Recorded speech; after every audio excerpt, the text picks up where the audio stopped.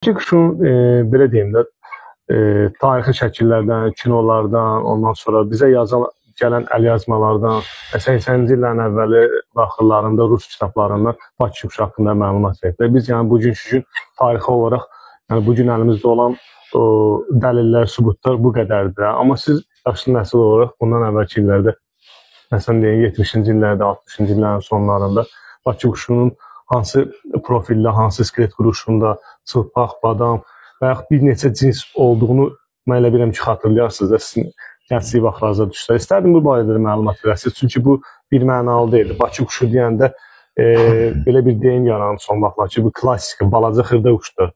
Mən də bunun olduğuna inanmıram. Çünki biz bu quşlar bizə nə qədər də olsa bizim 70 il, 80 il Azərbaycan tarixində biz Podsovetdən qırağa çıxa bilməmişik də. Bu quşlar elə bizim özümüzdə olub. Mən belə başa düşürüm ki, xarici quşlar bizə 90-cı ilin əvvəllərindən sonra yollar açıldı, başladı Türkiyədən quşlar gəlməyə, başladı Avropadan quşlar gəlməyə, nə bilim Pakistandan quşlar gəlməyə, Suriyadan quşlar gəlməyə və s. və ilaxır quşlarımızda biraz korlanma bu 90-dan biraz bu tərəfə gəlib düşür. İstədim bu barədə məlumat verərsiniz. Birincisi mən gözümlə gördüklərimi deyirəm. Mən görmüşəm, gözümdən icad eləməmişəm ki, eni quyruqları və ya açıq quyruqları, ayağı hündür quşları. Mən onları gözümlə görmüşüm və dəfələrcə siz o cümlədən sizinlə də keçən dəfə görüşəndə mən o adamların adlarını təkrar eləmək istəmirəm. Hətta o sizin yaydığınız videoda komentariyalar var ki, filan kəs ki, mən gözümlə görmüşəm 50-ci illərdə bir nə qədər də eni quyruqlar saxlayır.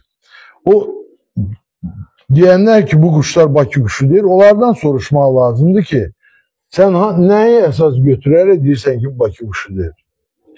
Mən deyirəm, mən də bəlkə heç quş saxlamayacaqdım bəlkə və ya saxlasaydım da başqa bir şey saxladım. Mən Allahın istədiyi oydu ki, bizim o bağımız, mən böyüdüyüm məhəllədə 3 dənə məşhur quşbaz vardı. Üçü də eni quyruq saxlayır. Yəni deyirəm, birisi eyni şeyləri təkrar eləmək istəmirəm. Eni quyruqla çox quyruq başqa şeydir. Ayrı-ayrıdır. Quşun açmağı var. Çox quyruq, az quyruq, enli quyruq, açıq quyruq, başqa-başqa şeylərdir. İndi hamısını düşürərsiniz enli quyruq tabi getirdirlər.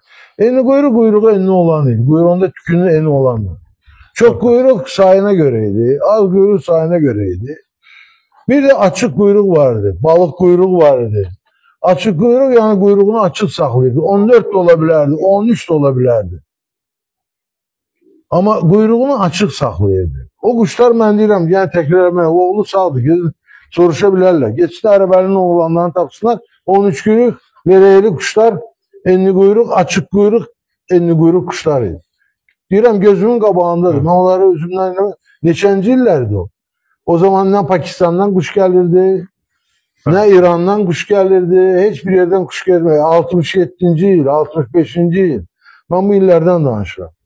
Sonra o olmasın, bu olsun filmini de yadınıza salmıştım. Evet. Bakın orada o Kərozun etrafında olan leleyli kuşlara. Leleyli çok idi Bakı'da. Dügüş az idi. Dolaq çok idi. Badam lelek dolaq. Sonra çıktı. En çok uçan dolaqdı. Dolaqlardan dügüşləri yarattılar. En çok olan kuş dolaq idi. Xırda lelek deyirlər, olurdu. Badam lelek olurdu. Sonra geldi o açıldı. Sonra qabaq şeyler geldi. O vaxt yok idi onlar. Leleyi qabağı olan kuşu saxlamazdılar bunu, heç var. Bunların hamısını demişik, təkrar edirik. İndi eşidən eşidib, eşitməyən ya eşitmək istəmir ya da ki işinə gəlmir də yəqin ki də.